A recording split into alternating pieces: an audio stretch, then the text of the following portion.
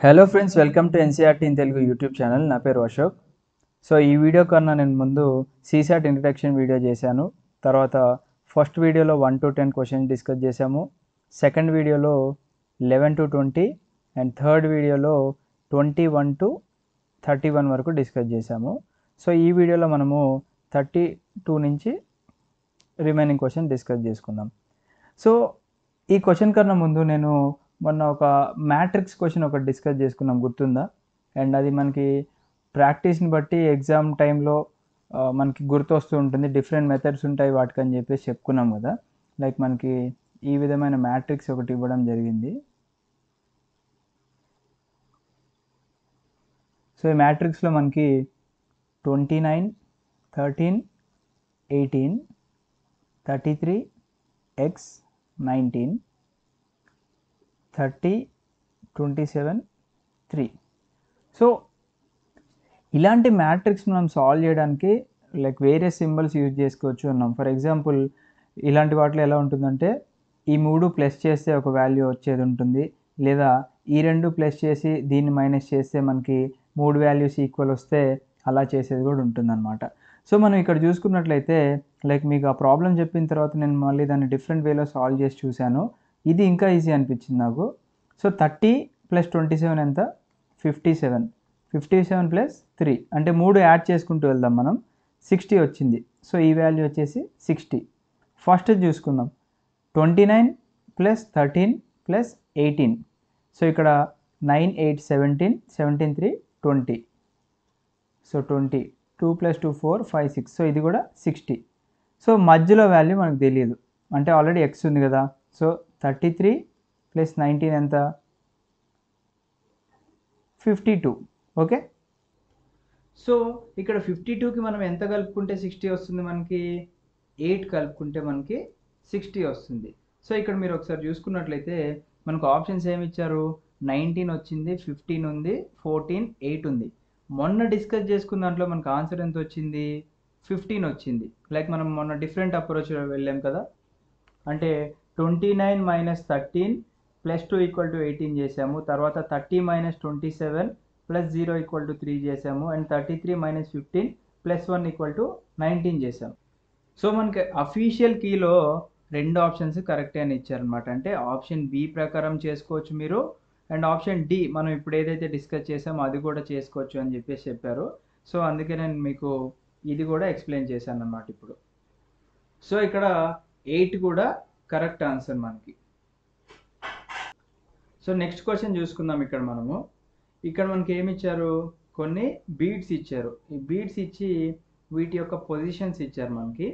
And next ఇక్కడ question మార్క్లో మనకి కింద ఇచ్చిన 4 ఆప్షన్స్లో ఏది పర్ఫెక్ట్గా ఫిట్ అవుద్ది అని చెప్పేసి అడిగారు. సో ఇలాంటి ప్రాబ్లమ్స్లో మనము ఈ బీడ్స్ యొక్క పొజిషన్ ఒకదాని నుంచి ఇంకొక దానికి ఏ విధంగా చేంజ్ అవుతుందో మనం చూసుకోవాలి. సో మనకి ఇది 32nd క్వశ్చన్ ఫ్రెండ్స్ ఇక్కడ. సో ఫస్ట్ చూసుకుందాం మనము బీడ్ యొక్క పొజిషన్. ఫస్ట్ మనకి డార్క్ కలర్ది లెఫ్ట్లో ఉంది కదా. సో డార్క్ కలర్ది లెఫ్ట్ ఉంది, కింద దీనికి ఆపోజిట్ రైట్ ఉంది. అండ్ ఇదే ఫస్ట్ పొజిషన్ మనకి సెకండ్ ఇమేజ్లోకి ఎలా చేంజ్ అవుతుంది? లైక్ పైన ఉన్నది కిందకు వస్తుంది యాజ్ ఇట్ ఈస్. చూడండి, ఈ bead position as it is ఇక్కడికి వచ్చింది, కింద ఉన్న bead position as it is పైకి వెళ్ళింది. ఓకే. సో నెక్స్ట్ చూసుకుందాం. సో ఇవి కన్ఫర్మ్ అయిపోయినాయి మనం. నెక్స్ట్ ఇప్పుడు రైట్ సైడ్వి చూసుకున్నట్లయితే ఈ బీడ్ పొజిషన్ వచ్చేసి మనకి యాజ్ ఇట్ ఈస్గా కిందకు వచ్చింది, కింద బీడ్ పొజిషన్ వచ్చేసి యాజ్ ఇట్ ఈస్గా పైకి వచ్చింది. సో ఫస్ట్ దాని నుంచి సెకండ్ దానికి మనకి ఏ విధంగా పొజిషన్ చేంజ్ అయింది అనేది ఒక క్లారిటీ వచ్చింది. ఇప్పుడు సెకండ్ దాని నుంచి థర్డ్ దానికి చూసుకుందాం మనం. సో ఫస్ట్ దాంట్లోనేమో లెఫ్ట్ పార్ట్స్ అన్నీ ఇంటర్చేంజ్ అయినాయి, రైట్ పార్ట్స్ అన్నీ ఇంటర్చేంజ్ అయినాయి. మరి ఇక్కడ అలా ఉందో లేదో చూసుకుందాం ఇప్పుడు. సో ఫస్ట్ పార్ట్ ఏమో మనకి లైక్ బ్లాక్ కలర్ ఇక్కడ షేడ్ వచ్చేసి రైట్ సైడ్లో ఉంది, బట్ ఇక్కడ వచ్చేసి మనకి కింద ఉంది. సో ఇక్కడ ఏం జరుగుతుందో చూద్దాం. ఫస్ట్ ఏంటి, మనకి లెఫ్ట్ సైడ్ ఉన్నాయన్నీ ఇంటర్చేంజ్ అయినాయి, రైట్ సైడ్ ఉన్నాయని ఇంటర్చేంజ్ అయినాయి. ఇప్పుడు ఏం జరుగుతుందంటే ఇక్కడ పైనవి అండ్ అలాగే కిందవి ఇంటర్చేంజ్ అవుతున్నాయి అన్నమాట. సో ఇది మీరు అబ్జర్వ్ చేసుకున్నట్లయితే ఇక్కడ మనకి ఈ రైట్ సైడ్లో ఉన్నది లెఫ్ట్ సైడ్కి వెళ్తుంది, లెఫ్ట్ సైడ్లో ఉన్నది రైట్ సైడ్కి వెళ్తుంది. సో ఒకసారి నేను ఇది చెరిపి చూపిస్తాను మళ్ళీ మీకు క్లియర్గా.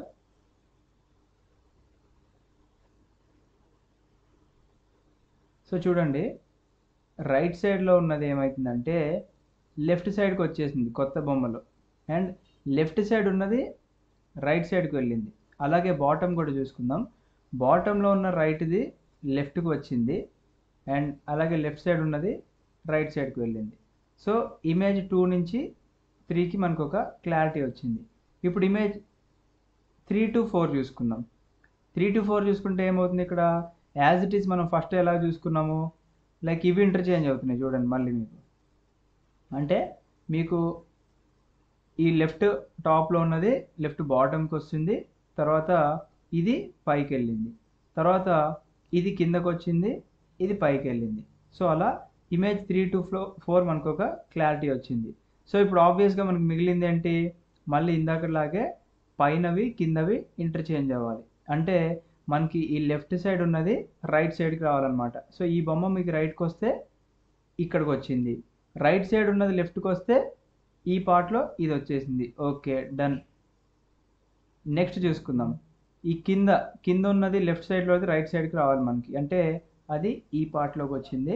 రైట్ సైడ్లో ఉన్నది లెఫ్ట్ సైడ్కి రావాలి, సో అది ఈ పార్ట్లోకి వచ్చింది. So option B is the correct answer. సో ఇవన్నీ కూడా మనకి లాజికల్గా ఎగ్జామ్లోనే గుర్తొస్తాయి అన్నమాట. అంటే ఎగ్జామ్లో మన మైండ్ ఎంత ఫాస్ట్గా రియాక్ట్ అవుతుంది అనేది మనకి ఇక్కడ తెలిసిపోతుంది. సో 32 క్వశ్చన్ అయిపోయింది కదా, ఇప్పుడు 33 డిస్కస్ చేద్దాం. So 33rd question, the number of deaths among the army personal is 8 in 1000. అంటే ఇక్కడ ఏమంటున్నారంటే 1000 మందిలో 8 మంది ఆర్మీ జవాన్లు మరణిస్తున్నారు అని చెప్పేసి చెప్తున్నారు అనమాట.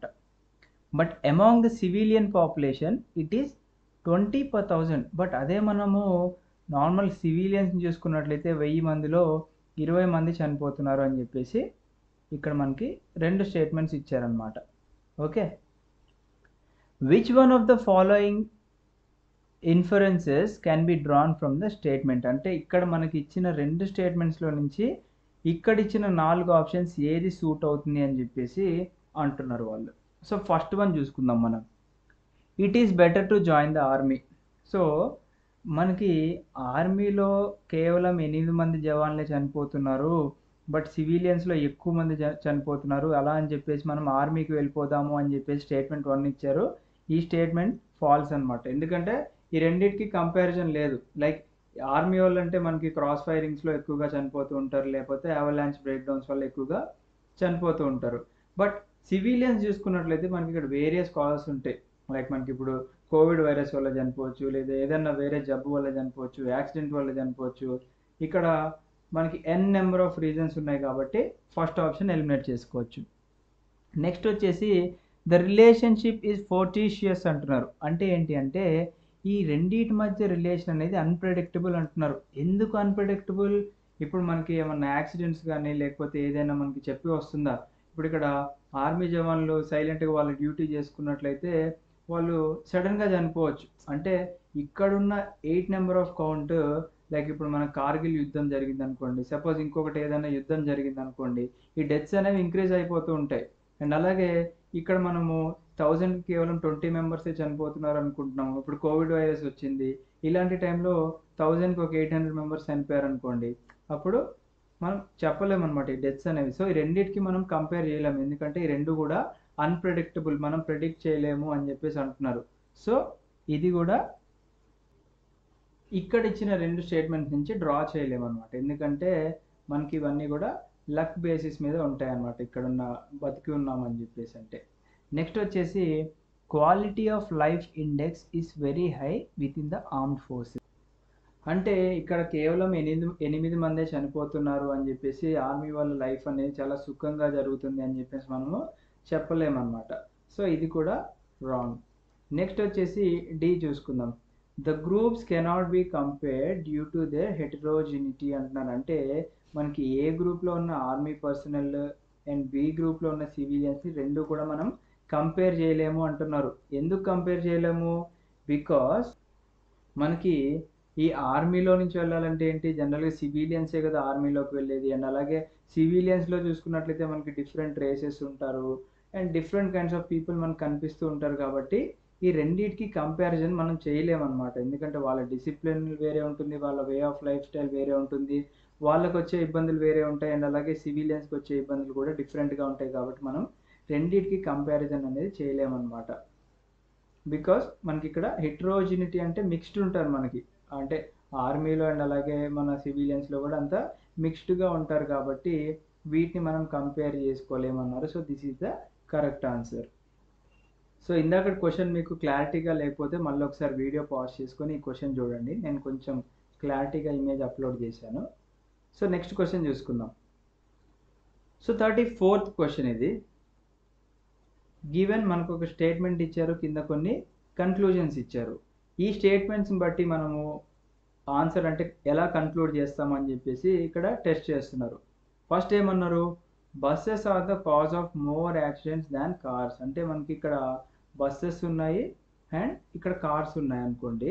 ఒక రోడ్డు మీద మనం జనరల్గా తీసుకున్నట్లయితే ఎక్కువగా యాక్సిడెంట్ అవ్వడానికి కారణము బస్సులే అని చెప్పేసి అంటున్నారు.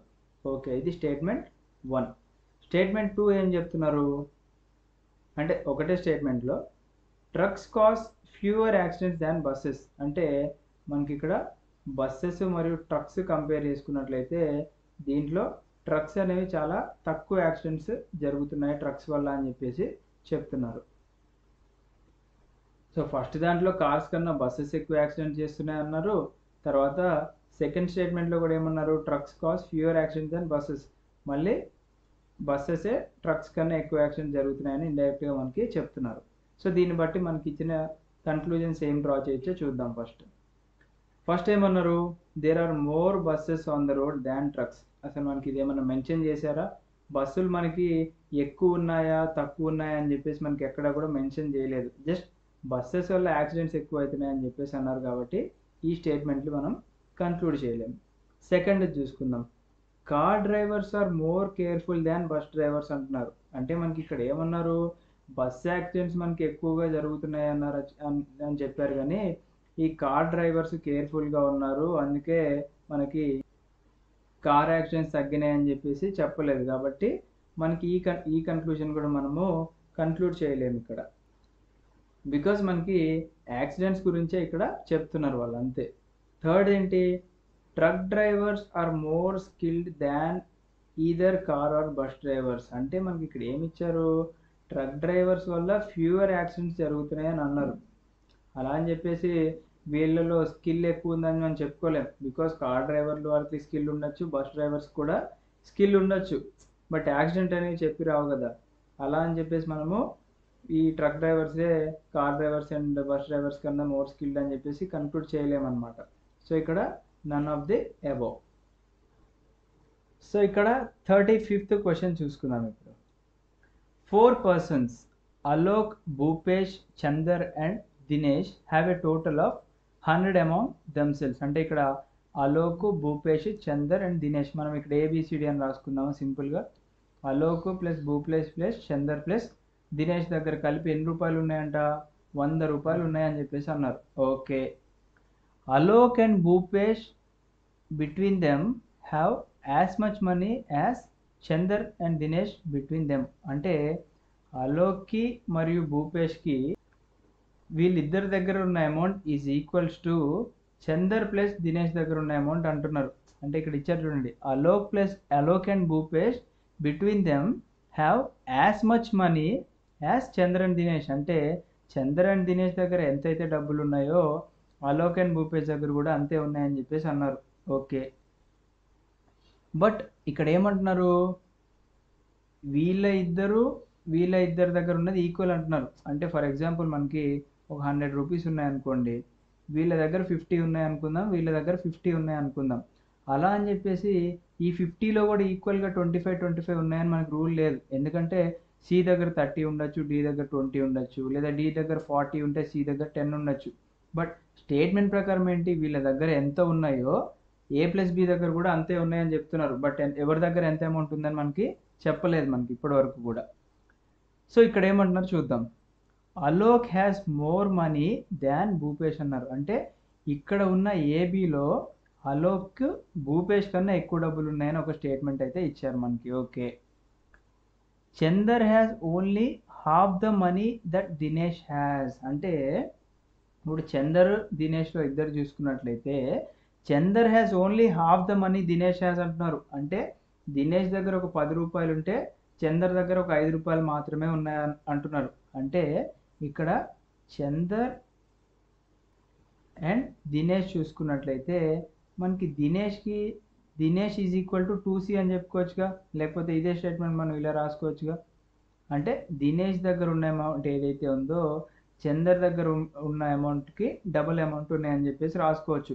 లేదా ఇంకా కన్ఫ్యూజ్ అవుతున్నారు అనుకోండి, చందర్ హ్యాస్ హాఫ్ అమౌంట్ అన్నారుగా, so half C is equal to 1 Dinesh. అంటే దినేష్ దగ్గర 1 రూపీ ఉంటే చందర్ దగ్గర హాఫ్ రూపీ ఉందని చెప్పేసి. సో ఇక్కడ మనం ఏం చెప్పుకోవచ్చు, దినేష్ చందర్ కన్నా రిచ్ అని చెప్పుకోవచ్చు ఇక్కడ. ఓకేనా? Okay, right. Alok has in fact 5 more than Dinesh has. అంటే ఈ దినేష్ దగ్గర ఉన్న అమౌంట్ కన్నా అలోక్ దగ్గర 5 రూపాయలు ఎక్కువ ఉన్నాయి అంటున్నాను. అంటే Alok is equal to 5 rupees plus Dinesh. అంటే దినేష్ దగ్గర ఉన్న అమౌంటే కాకోకుండా ఇంకా 5 రూపాయలు ఎక్కువ ఉన్నాయని చెప్పేసి అంటున్నారు. ఇప్పుడు who has the maximum amount of money అన్నారు. సో ఆబ్వియస్గా మనకి ఇక్కడ ఇచ్చిన స్టేట్మెంట్ చూసుకున్నట్లయితే ఏ దగ్గర మనకి ఏమన్నారు, దినేష్ కన్నా 5 రూపాయలు ఎక్కువ ఉన్నాయి అన్నారు. సో ఇక్కడ ఏ రిచ్, అండ్ దినేష్ చూసుకున్నట్లయితే సి కన్నా ఎక్కువ ఉన్నాయి ఆబ్వియస్గా ఇక్కడ ఇచ్చిన స్టేట్మెంట్ ప్రకారం. సో ఈ స్టేట్మెంట్ కంక్లూడ్ చేసుకోవచ్చు. మళ్ళీ ఇక్కడ ఏమన్నారు, బి కన్నా ఏ దగ్గర ఎక్కువ ఉన్నాయి అని చెప్పేసి అన్నారు. సో ఇక్కడ ఆబ్వియస్గా Alok is the rich person అన్నమాట ఇక్కడ. ఎందుకంటే ఇక్కడ ఏ గ్రేటర్ దాన్ బిఏ వచ్చింది మనకి, and A greater than D plus C కూడా వచ్చింది. కాబట్టి ఆబ్వియస్గా ఏ అనేది వాడు వీళ్ళిద్దరికన్నా ఎక్కువ అమౌంట్ ఉన్నాయని ఇక్కడ కన్క్లూడ్ చేసుకోవచ్చు మనం. సో 36th క్వశ్చన్ చూసుకుందాం మనము. సెట్ ఏలో ఈ క్వశ్చన్ 66 ఏమన్నారు, George attends music classes on Monday. George అనే person music class Monday attend అవుతాడు, మ్యాథమెటిక్ క్లాస్ వెనస్డే అటెండ్ అవుతాడు, literature class are not on Friday అన్నారు. సో ఒకసారి మనం దీనికి ఏం చేసుకోవాలంటే, 1 సెకండ్, మనకి ఇక్కడ ఆప్షన్ డి రాలేదనుకుంటా, మళ్ళీ ఒకసారి నేను స్నిప్ చేస్తాను ఇది. ఇప్పుడు 4 ఆప్షన్స్ వచ్చినాయి మనకి. సో మనకి తెలిసింది ఏంటి, మండే ట్యూస్డేలు రాసుకోవడం వచ్చు కదా. So Monday, Tuesday, Wednesday, Thursday, Friday, Saturday, Sunday. ఇక్కడ ఏమన్నారు, George attends music class on Monday. So Monday మ్యూజిక్కి ఇచ్చేసాము. Okay, right. నెక్స్ట్ ఏమన్నారు, he attends mathematic classes on Wednesday. So Wednesday maths classes attend అవుతున్నాడు. Right. His literature classes are not on Friday అన్నారు. So Friday ఇక్కడ literature class లేదు అని చెప్పేసి అంటున్నారు. Okay, right. He attends history classes on the day following the day of his mathematics classes. అంటే mathematics క్లాసుల తర్వాత ఉన్న నెక్స్ట్ డే ఏం క్లాస్ అటెండ్ అవుతున్నారంటే ఇక్కడ హిస్టరీ క్లాస్ అటెండ్ అవుతున్నారంట. సో ఇక్కడ ఆబ్వియస్గా హిస్టరీ వచ్చేసి థర్స్డే అటెండ్ అవుతున్నారు. On Tuesday he attends his sports class. So Tuesday ఇక్కడ స్పోర్ట్స్ క్లాస్ అటెండ్ అవుతున్నారు అన్నారు. సో ఇప్పుడు క్వశ్చన్ ఏంటో చూద్దాం మనం. If he attends just 1 subject in a day and his Sunday is free, then he is also free on అన్నారు.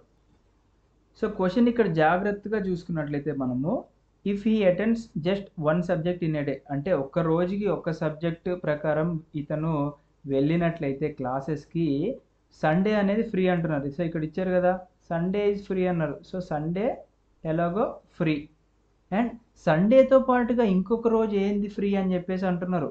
So మనకి ఇక్కడ ఉన్న సబ్జెక్ట్స్ అన్నీ కూడా డేస్ వాళ్ళు ఇచ్చిన ప్రకారం అలాట్ చేసాము.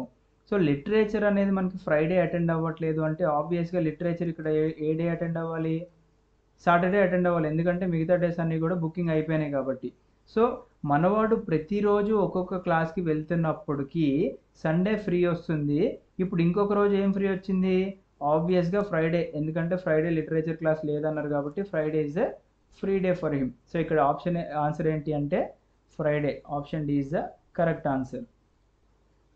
సో ఇప్పుడు 37th క్వశ్చన్ చూసుకుందాం. In a row A is in the left, sorry, in a row A is in the 11th position from the left and B is in the 10th position from the right. If A and B interchange, then A becomes 18th from the left. How many persons are there in the row other than A and B అన్నారు. First మనకి ఇక్కడ question ఏం అర్థం చేసుకోవాలి అంటే, మనందరికీ ఇవి rose అని తెలుసు. ఇవి రోస్ అంటే రైట్ సైడ్లో ఇలా ఉండేవి మనకి రోస్, ఇవి కాలమ్స్ అన్నమాట. ఓకే, సో ఇక్కడ ఏమన్నారు, ఒక రో ఇచ్చారు మనకి. ఈ రోలో ఏం చెప్తున్నారు అంటే A is in the 11th position from the left. అంటే మనకి ఇక్కడ ఇది లెఫ్ట్ అంటే మీ ఎడం చెయ్యి, ఇది రైట్ సైడ్లో ఉన్నది మీ కుడి చెయ్యి, ఇది అయితే అందరికీ తెలుసు కదా. So A is in the 11th position from the left అంటే ఫ్రమ్ ద లెఫ్ట్ నుంచి చూసుకున్నట్లయితే ఏ పొజిషన్ అనేది 11వ స్థానంలో ఉన్నాడు అని చెప్పేసి అంటున్నారు. సో ఈ 11th ప్లేస్లో ఉంది ఏ, అంటే ఏ కన్నా ముందు ఇక్కడ ఎంతమంది ఉన్నట్టు, 10 మంది ఉన్నట్టు. సో 10 మెంబర్స్ ఉన్నట్టు. ఓకే రైట్, స్టేట్మెంట్ 1 క్లారిటీ వచ్చింది. B is in the 10th position from the right. అంటే ఇది ఫ్రమ్ ద రైట్ అంటే ఏది, ఇదే కదా, కుడి వైపు నుంచి అంటున్నారు. కుడి వైపు నుంచి చూసుకున్నట్లయితే బి స్థానం 10వ స్థానంలో ఉన్నాడు అని చెప్పేసి అంటున్నారు. అంటే బికి రైట్ సైడ్లో ఎంతమంది ఉన్నారు, ఇక్కడ 9 మెంబర్స్ ఉన్నారు. సో ఇదైతే ఒక క్లారిటీ వచ్చిందిగా మీకు. ఓకే, దెన్ ఇక్కడ ఏమన్నారు, if A and B interchange their position అంటే ఏ స్థానానికి బి స్థానానికి ఏ వస్తారు, ఏ స్థానానికి బి వచ్చినట్లయితే A becomes 18th from the left. అంటే ఇప్పుడు ఈ బి స్థానంలోకి ఏ వచ్చేసారు. సో ఒకసారి నేను ఎరేజ్ చేస్తాను ఇక్కడ. సో ఇప్పుడు ఇది ఏ స్థానం అవుతుంది, ఇది బి స్థానం అవుతుంది.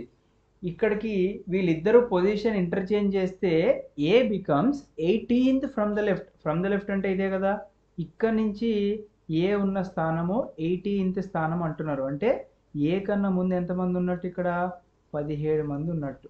ఓకే రైట్, క్లారిటీ వచ్చింది కదా. అండ్ అలాగే ఈ ఏ ఎక్కడికి వచ్చారు, అంతకుముందున్న బి పొజిషన్కి వచ్చారు. అంటే ఏకి రైట్ సైడ్లో ఎంతమంది ఉన్నట్టు, ఆబ్వియస్గా ప్రీవియస్గా ఎంతమంది ఉన్నారో అంతేమంది ఉన్నట్టు. ఇక్కడ ఒక 9 మెంబర్స్ ఉన్నారనమాట. ఓకే, ఇప్పుడు ఏమన్నారో చూద్దాం question. How many persons are there in a row. General exam point of వ్యూలో మనం ఎలా చేస్తాం, ఇక్కడ దాకా చూసేస్తాం how many persons are there in a row అని చెప్పేసి. సో ఇక్కడ 17 మెంబర్స్ ఉన్నాము. అండ్ అలాగే ఇక్కడ ఏ పొజిషన్ వచ్చేసి మనకి ఇక్కడ ఒక +1 అంటే 18 + 9 ఇలా వేసేసుకుంటాం. బట్ ఇక్కడ ఏమన్నారు మనకి, ఈ 17 + 1 + 9 అంటే 27 కదా, ఆన్సర్ దీంట్లో 27 ఉందని చెప్పి పెట్టేస్తాం.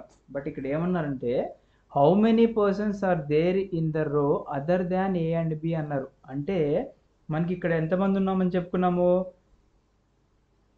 ఏ 18th పొజిషన్ అన్నాం కదా, ఏ కన్నా ముందు ఎంతమంది ఉన్నాము, 17 మంది ఉన్నారని చెప్పుకున్నాం. బట్ ఈ 17 మందిలో బి కూడా ఉన్నాడు కదా, సో -1 చేయాలి కదా, సో 16. ఓకే, అండ్ ఏ స్థానం 18th అన్నారు. సో ఏని కూడా ఇక్కడ ఎలిమినేట్ చేయాలి కదా, -1. సో 15 మంది. ఏ తర్వాత ఎంతమంది ఉన్నారు, 9 మంది. సో 15 + 9 ఎంత మనకి ఇక్కడ, సో 24 అని చెప్పేసి మనము ఆప్షన్ ఇది కూడా సెలెక్ట్ చేసుకుంటాం కంగారు పడి. బట్ నేను మిమ్మల్ని కన్ఫ్యూజ్ చేయడానికి ఇలా కూడా చెప్పాను. బట్ ఇక్కడ ఏం చేయాలంటే మనము ఇక్కడ ఏతో కలిపి అంటే ఏ 18th పర్సన్ అంటే ఇక్కడ టోటల్ ఏ కన్నా ముందు 17 మెంబర్స్ ఉన్నారు, ఏతో కలుపుకొని 18 పర్సన్స్ ఉన్నారు అనుకున్నాం. ఈ 18 పర్సన్స్లోనే బి పొజిషన్ ఇంటర్చేంజ్ చేస్తే సమ్వేర్ అరౌండ్ హియర్ బి ఎక్కడ ఉంటాడు. అంటే ఈ 18లో నుంచి మనం ఎంతమందిని తీసేయాలి, ఏని తీసేయాలి, బిని తీసేయాలి. అంటే ఇక్కడ 16 మెంబర్స్ వస్తారు మనకి.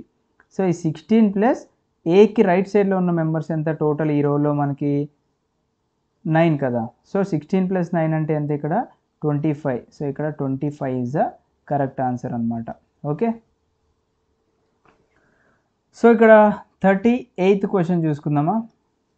Location of B is north of A and location of C is east of A. So ఇక్కడ మనం డైరెక్షన్స్ వేసుకుందాం. First east, west, north, south, తూర్పు, పడమర, ఉత్తరం, దక్షిణం, ఈ 4 డైరెక్షన్లు వేసుకున్నాం మనం. Okay fine. So first statement చూసుకుందాం. B is north of A అన్నారు, C is east of A అన్నారు. సో ఇక్కడ ఏ కామన్గా ఉన్నారు కాబట్టి ఏని మనం ఇక్కడ పెట్టుకుందాం. సో ఇంక్ మారుద్దాము, బ్లూ పెన్ పెట్టుకుందాం. సో ఇక్కడ ఏ ఉన్నారు అనుకుందాం, రైట్. సో ఇప్పుడు B is north of A అన్నారు. సో సమ్వేర్ అరౌండ్ హియర్ మనకి ఇక్కడ బి ఉన్నారు. Okay fine. C is east of A అన్నారు, అంటే ఏ నుంచి ఈస్ట్ వైపు, అంటే ఏకి కుడి వైపున సి ఉన్నారని చెప్పేసి అన్నారు. సో ఇక్కడ సి ఇక్కడ ఉంటారు, రైట్. ఈ పెన్ను మరి లైట్ పడుతుంది, ఒక్క నిమిషం.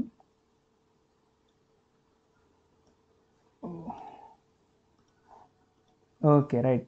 ఇప్పుడు ఏమన్నారు, A B and A C are 5 kilometres and 12 kilometres respectively అన్నారు. సో ఇక్కడ ఎప్పుడైతే రెస్పెక్టివ్లీ అని వచ్చింది అనుకోండి, ఏబి అనేవాడు 5 కిలోమీటర్ల దూరం, ఏసీకి మధ్యలో దూరం 12 కిలోమీటర్ల దూరం అని చెప్పేసి అర్థం అనమాట, ఎప్పుడైతే రెస్పెక్టివ్లీ అనే టర్మ్ వస్తే. సో ఇప్పుడు ఏ నుంచి బికి 5 కిలోమీటర్లు ఉందని చెప్పేసి అన్నారు. సో 5 కిలోమీటర్స్ ఈ డిస్టెన్స్, రైట్. ఏ నుంచి సికి 12 కిలోమీటర్లు, అంటే ఏ నుంచి సికి 12 కిలోమీటర్లు ఉందని చెప్పేసి అన్నారు. సో ఇప్పుడు క్వశ్చన్ ఏంటి, the shortest distance in kilometres between the location B and C. So B నుంచి సికి మధ్యలో డిస్టెన్స్ ఎంత అని చెప్పేసి అన్నారు. సో ఇక్కడ మనకి ఏం ఫామ్ అయింది ఫ్రెండ్స్, ఇక్కడ ఒక రైట్ యాంగిల్ ట్రయాంగిల్ ఫామ్ అయింది. సో రైట్ యాంగిల్ ట్రయాంగిల్లో మనం చిన్నప్పటి నుంచి ఒకటి నేర్చుకున్నాం. ఏం నేర్చుకున్నాం మనము, పైథాగరస్ థీరం అని చెప్పేసి నేర్చుకున్నాం కదా. పైథాగరస్ థీరం ప్రకారం ఏంటి అంటే ఇది హైపోటెన్యూస్ అవుతుంది. ఓకే, ఇది హైపోటెన్యూస్, ఇవి సైడ్స్ అవుతాయి. So square of hypotenuse is equal to some of squares of 2 sides.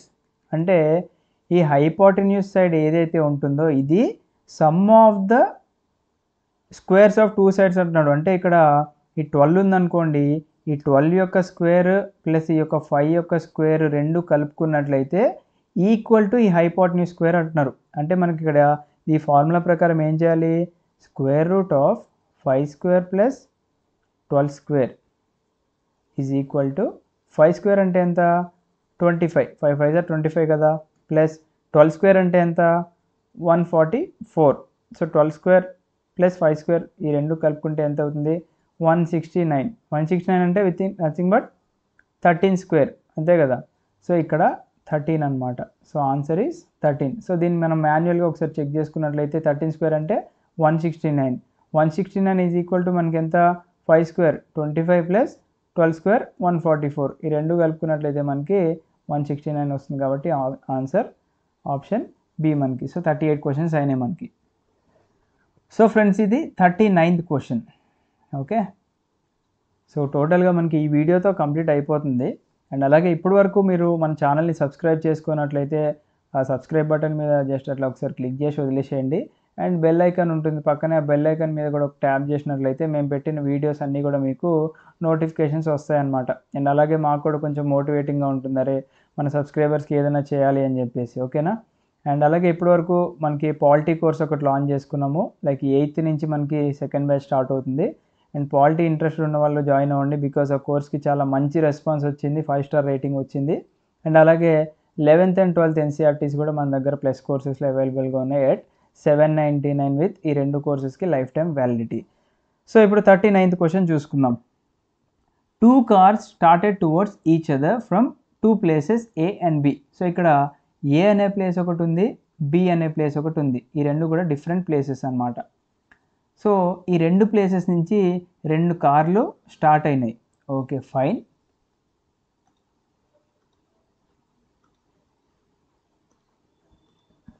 Next ఏమంటున్నారో చూద్దాం. A and B which are at a distance of 160 kilometres. So ఏకి మరియు బికి మధ్యలో ఒక 160 కిలోమీటర్స్ ఉంది ఫ్రెండ్స్. సో ఏ అనే ప్లేస్లో మీరు ఉన్నారు, బి అనే ప్లేస్లో మీ ఫ్రెండ్ ఉన్నారు. మీరిద్దరు కలిపి ఒక రెస్టారెంట్కి వెళ్దాము అని చెప్పేసి అన్నారు. ఆ రెస్టారెంట్ ఒక మిడ్ పాయింట్లో ఉంది. నువ్వు ఏ నుంచి నేను స్టార్ట్ అవుతారా, నువ్వు బి నుంచి స్టార్ట్గా అని చెప్పేసి ఇద్దరు చెప్పుకున్నారు, ఇద్దరు స్టార్ట్ అయ్యారు. Okay, they start at the same time at 8:10 AM. పొద్దున ముహూర్తం 8-10 గంటలకి పెట్టుకున్నారు. మామ నేను 8 గంటల 10 గంటలకి ఇద్దరం స్టార్ట్ అవుదాము, కరెక్ట్గా మనము రెస్టారెంట్కి మధ్యాహ్నం కల్లా రీచ్ అవుదాం అనుకున్నారు. ఈ మధ్యాహ్నం ఎంత టైం అవుద్దో మనం చెప్పాలన్నమాట. If the speeds of the car are 50 kilometres and 30 kilometres per hour respectively. So ఇక్కడ చూడండి, రెస్పెక్టివ్లీ అంటే ఏంటి, ఇక్కడ ఏ వచ్చేసి మనకి 50 కిలోమీటర్ పర్ అవర్ అంటే గంటకి 50 కిలోమీటర్ల చొప్పున వస్తుంటే, బి ఏంటి గంటకి 30 కిలోమీటర్ల చొప్పున వస్తున్నాడు అనమాట. సో వీళ్ళిద్దరూ ఏ టైంకి మీట్ అవుతారు అనేది మనకి ఇక్కడ క్వశ్చన్. సో ఇది మనకి స్పీడ్ అండ్ డిస్టెన్స్లో ఒక ఫార్ములా ఉంటుందన్నమాట, రిలేటివ్ స్పీడ్ అని చెప్పేసి. ఎప్పుడైతే మనకి రెండు వాహనాలు టువర్డ్స్ ఈచ్ అదర్ వస్తుంటాయో, అంటే రెండు ఒక పాయింట్ దగ్గరికి వస్తుంటాయో, ఆ సమయంలో మనము రెండు స్పీడ్స్ కూడా యాడ్ చేయాలన్నమాట. ఓకే, సో ఈ రెండు కలిపి మనకి 80 కిలోమీటర్ పర్ అవర్ అవుతుంది అనమాట. సో దీన్ని రిలేటివ్ స్పీడ్ కాన్సెప్ట్ అంటారు. సో మనకి అందరికీ ఏం తెలుసు, speed is equal to distance by time. నేను ప్రీవియస్ క్లాస్లో చెప్పాను, అంటే మీరు ఎంత స్పీడ్తో వెళ్తున్నారు అనేది దాన్ని ఎలా డిసైడ్ చేయొచ్చు, ఇక్కడ ఉన్న డిస్టెన్స్ని బట్టి, ఇక్కడ మీరు వెళ్ళే టైం ఎంత సమయం బట్టి అని చెప్పేసి చెప్పుకున్నాం కదా. బట్ ఇక్కడ మనకి ఏం కావాలి, టైం కావాలి. So time is equal to distance by speed అనమాట. సో మనకి ఇక్కడ డిస్టెన్స్ ఎంత, 160 కిలోమీటర్స్ చెప్పేశారు మనకి ఇందాక ఆల్రెడీ. మరి స్పీడ్ ఎంత, ఇక్కడ రిలేటివ్ స్పీడ్ ఎంత వచ్చింది మనకి, 80 కిలోమీటర్స్ పర్ అవర్. సో మనకి ఇక్కడ 8 2s are 16. సో టైం ఇక్కడ ఎంత పట్టింది, 2 గంటలు పట్టిందనమాట, ఇద్దరు కలిపి ఒక మధ్యలో పాయింట్లో మీట్ అవ్వడానికి.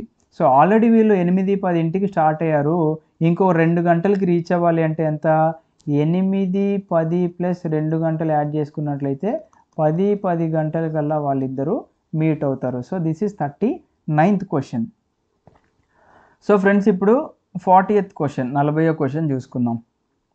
If the third day of a month is Monday, which one of the following will be the 5th day from 21st of the month అన్నారు. అంటే మనకి వీక్ ఉంటుంది కదా, సండే మండే ట్యూస్డే వెనస్డే అట్లా మనకి డేస్ కూడా ఉంటాయి కదా, దాంట్లో థర్డ్ డే వచ్చేసి మండే అనమాట. థర్డ్ మండే వచ్చింది. ఓకే, సో ఇక్కడ క్వశ్చన్ ఏం అడుగుతున్నారంటే, which one of the following will be the 5th day from 21st of this month. అంటే ఈ నెలలో 21st నుంచి చూసుకున్నట్లయితే 21st తర్వాత 5వ రోజు ఏది వస్తుంది అన్నారు. అంటే 21st తర్వాత మనకి ఏముంటాయి, 22, 23, 24, 25, 26.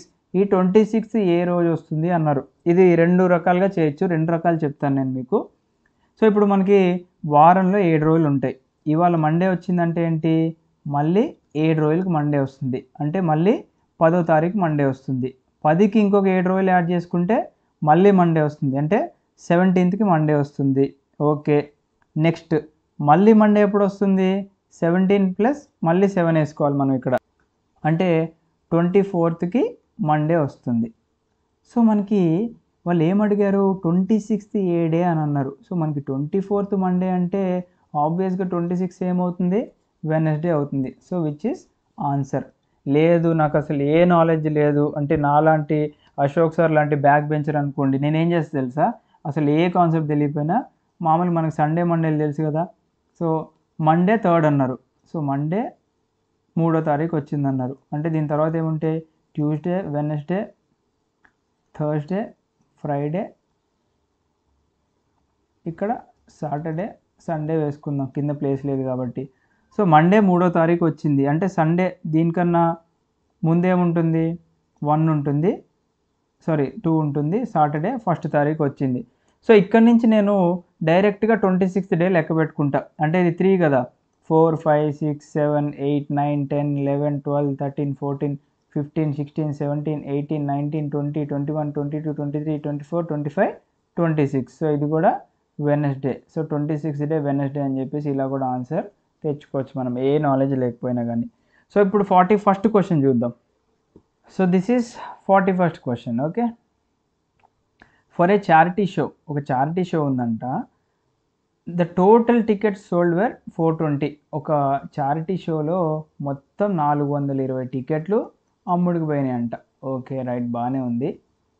Half of these tickets were sold at the rate of 5 each. So 420లో సగం ఎంత తెలియలేదు అంటే 420/2 వేసుకున్నారు అనుకోండి, 210 కదా. దీంట్లో 210 టికెట్లు ₹5 చొప్పున అమ్మితే మనకి ₹1050 వచ్చినాయి. ఏది సగం టికెట్లది. ఓకే, నెక్స్ట్ ఏంటి, 1/3 at the rate of 3 each అన్నారు. అంటే దీంట్లో 1/3, 420లో 3% అంటే 1/3. సో ఇక్కడ ఇది క్యాన్సిల్ చేసుకున్నట్లయితే 3 1s are 3. ఓకే, ఇక్కడ 1 మిగులుతుంది, 12 అవుతుంది. ఇక్కడ 3 4s are 12. సో ఇక్కడ ఒక ₹140 మనకి ₹3 చొప్పున అమ్ముకుంటే వచ్చిందనమాట. ఓకే రైట్, ఇది ₹5 చొప్పున, ఇది ₹3 చొప్పున. రైట్, బాగానే ఉంది. And the rest for ₹2 each. ఇక్కడ మనకి మిగిలిన ఎన్ని ఫ్రెండ్స్, ఆల్రెడీ 420 టికెట్లలో సగం టికెట్లు ₹5కి అమ్ముకున్నాము. ఒక 140 టికెట్లు మనము ₹3 అమ్ముకున్నాం. సో ఇక్కడ 140 × 3 వేసుకున్నట్లయితే ₹420 అవుతుంది ఇక్కడ, అంతే కదా. సో 1050, 420. రిమైనింగ్ టికెట్స్ ఎన్ని ఉన్నాయి మనకి, 0, 5, 350 ఉన్నాయి. 350 420లో నుంచి 350 తీస్తే రిమైనింగ్ టికెట్స్ వస్తాయి కదా మనకి ఇక్కడ. సో ఇక్కడ ఎన్ని టికెట్స్ వచ్చినాయి మనకి, 70 టికెట్స్ ఉన్నాయి ఇంకా మనకి. ఈ 70 టికెట్స్ ఎన్ని రూపాయలు చొప్పున అమ్మారంట, ₹2 చొప్పున అమ్మారు. అంటే ఇక్కడ ఒక ₹140 ఇంకా ఎక్స్ట్రా వచ్చినాయి. సో ఇది ఒక 140. ఇవన్నీ యాడ్ చేసుకుందామా ఇప్పుడు. 5 + 4 9, 9 + 2 11. ఓకే, 4 + 1 + 1 6 1. సో ఇక్కడ ఆన్సర్ వచ్చేసి 16 10 అనమాట. అంటే కంప్లీట్గా 420 టికెట్లు వాళ్ళు ఏం చేశారు, కన్ఫ్యూజ్ చేయడానికి సగం టికెట్లు అన్నారు. సగం టికెట్లు అంటే ఈజీగా చిన్న పిల్లగాడు కూడా తీస్తాడు 210 అని చెప్పేసి. అండ్ 1/3 అన్నారు. 1/3 అంటే మీకు అర్థం కాలేదనుకో, నార్మల్గా 420 × 1/3 వేసుకోండి. సో ఇది క్యాన్సిల్ చేస్తే మనకు ఆబ్వియస్గా 140 వస్తుంది ఇక్కడ. రైట్, ఇలా క్యాలిక్యులేట్ చేసుకోవాలి. నెక్స్ట్ 42nd క్వశ్చన్ చూసుకుందాం. సో ఇక్కడ ఏమన్నారు, ABCDEF are family members of a family. Okay, ఈ ABCDEFలో ఒకళ్ళు ఇంజనీర్ ఉన్నారు, స్టెనోగ్రాఫర్ ఉన్నారు, డాక్టర్ ఉన్నారు, డ్రాఫ్ట్స్మెన్ ఉన్నారు. సో డ్రాఫ్ట్స్మెన్ అంటే ఏంటి అంటే ఎవరైతే ఇంజనీరింగ్ ప్లాన్ కానీ ఆర్కిటెక్చరల్ ప్లాన్స్ కానీ వేస్తారో వాళ్ళని డ్రాఫ్ట్స్మెన్ అంటారు.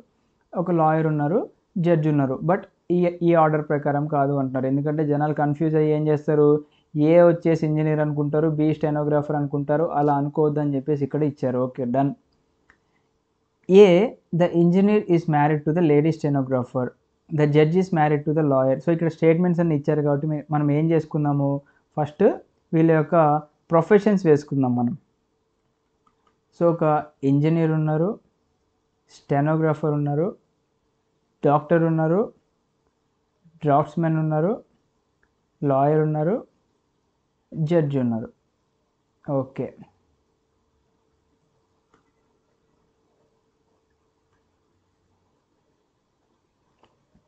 సో ఇప్పుడు ఏం చేద్దామంటే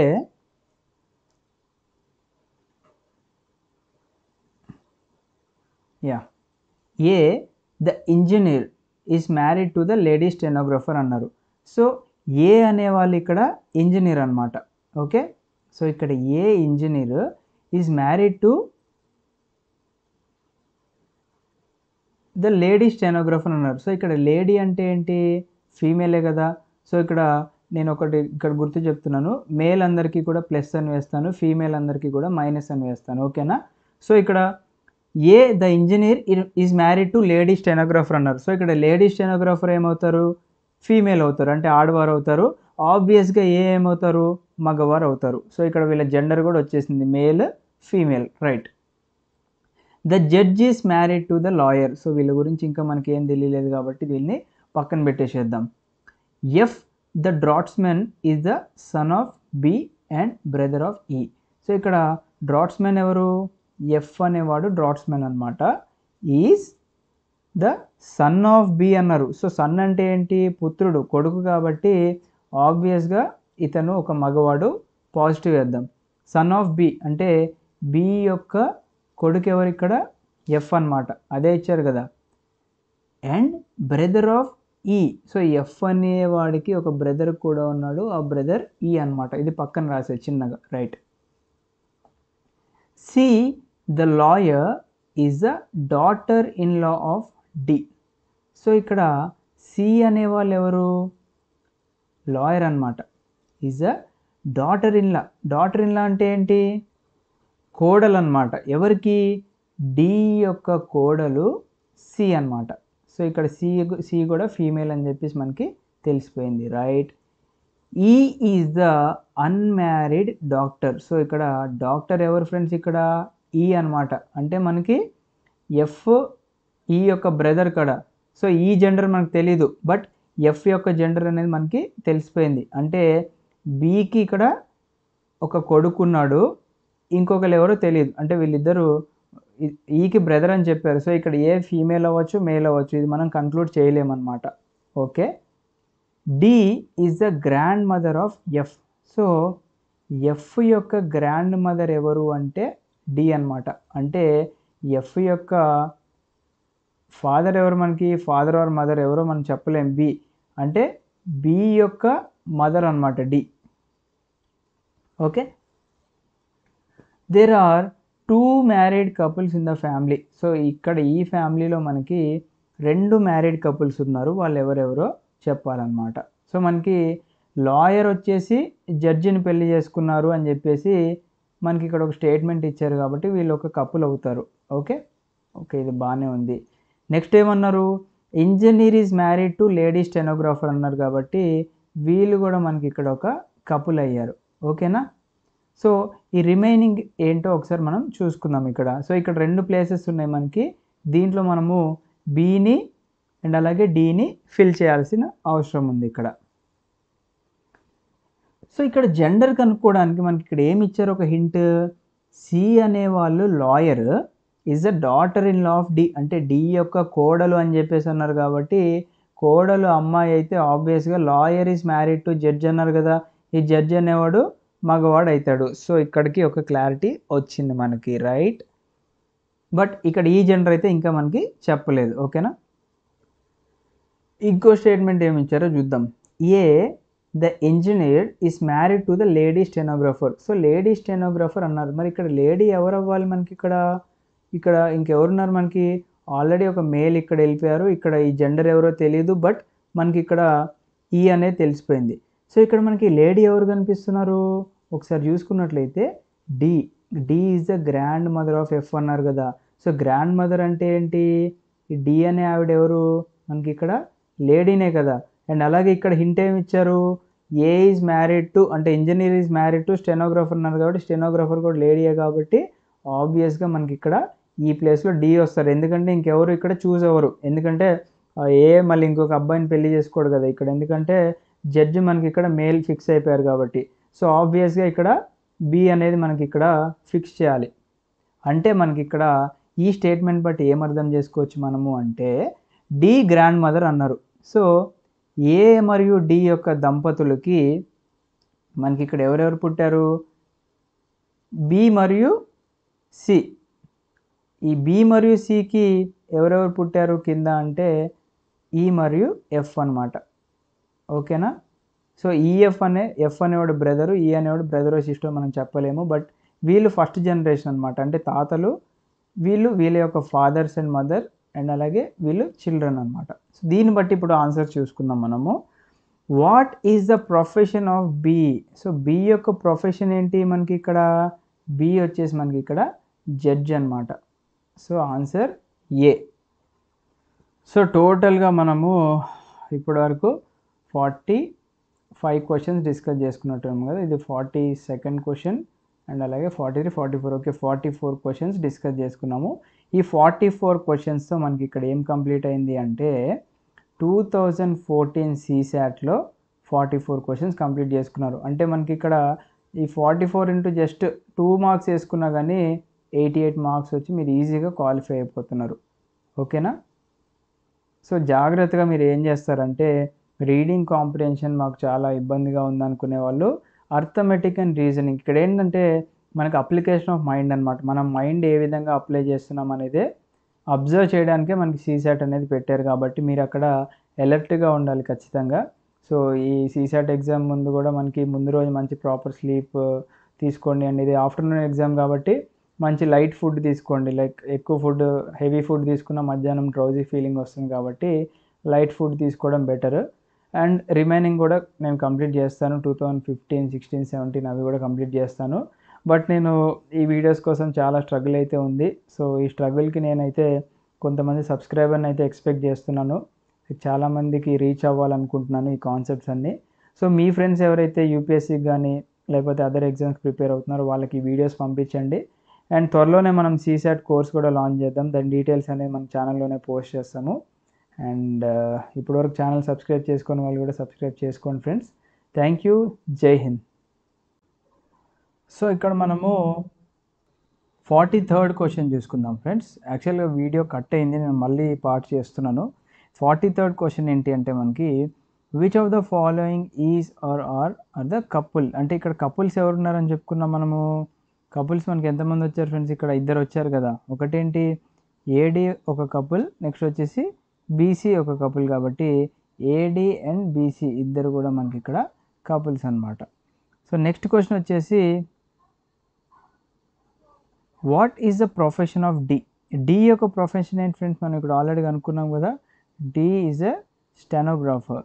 సో డి వచ్చేసి మనకి ఇక్కడ stenographer. Okay, so that's it friends. ఇంతటితో ఈ వీడియో కంప్లీట్ అయింది.